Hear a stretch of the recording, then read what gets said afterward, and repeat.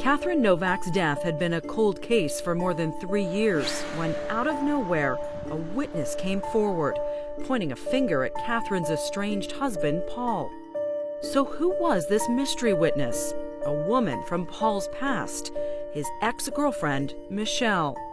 Michelle LaFrance, who was the defendant's alibi in 2008, has now come forward and said Paul was not home, and that Paul went to Narrowsburg, and that Paul killed Catherine.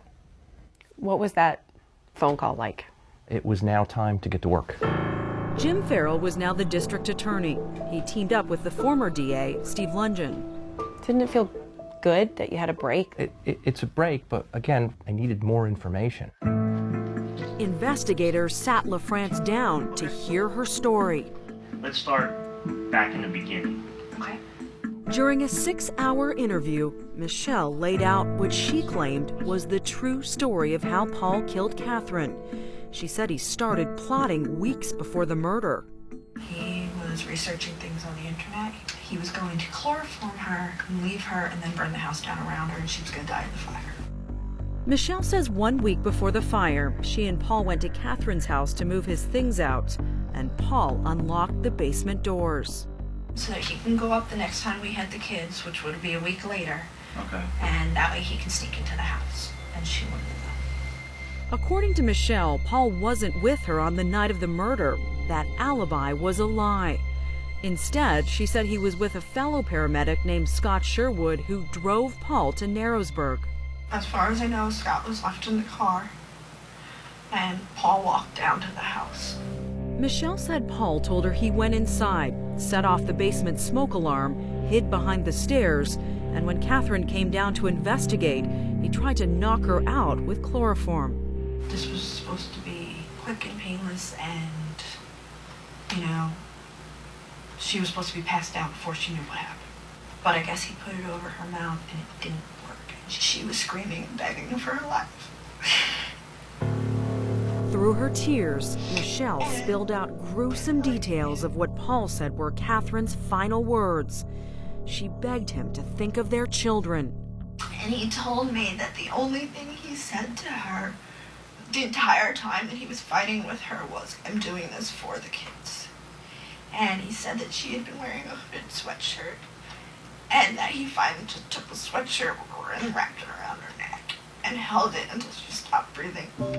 Then, Michelle claims, Paul took a blowtorch from the garage and set the kitchen curtains on fire. He waited for it to catch fire, and I don't know how long I don't think he ever told me exactly how long he sat there and waited and watched. Michelle's story was a stunning betrayal of her former boyfriend, and if it was true, Paul had committed a vicious and calculated crime. Michelle said Paul told her he did it because Catherine was a monster. He had me convinced that Catherine was the bad guy and he was the good parent, and these kids are abused and these kids are miserable, We can do this for the kids. and we need to save the kids. Paul's sister Alona didn't believe a word of it. From the moment she heard a witness had come forward, she was convinced her brother was being set up. I said, "This is Michelle. You got rid of her, and now what happened?" This is payback? I believe that's what it is. Paul's girlfriend, Kat, who got engaged to him in jail, also believed Michelle's story was suspicious. He's innocent. Absolutely, positively. Why are you so sure? He's just not that kind of a person. He's a caretaker. It's like his job as a paramedic defined him. And while Paul had a squeaky clean record, Michelle, his accuser, had issues, a history of depression and alcohol abuse, and she'd waited years to come forward. Michelle LaFrance has been described as a scorned ex-girlfriend, a woman looking for revenge. Did all that go through your mind? No, I don't believe that it did, because after she leaves Paul in January, February of 2011, it's 14 months before she gets up the courage to come forward to the police, to tell the police what she knows, fully expecting that she's going to be arrested. Do I need a lawyer? As Paul waited for his trial to start, he told us he wasn't worried.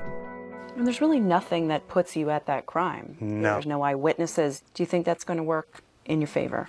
I think it's going to go rather well for me.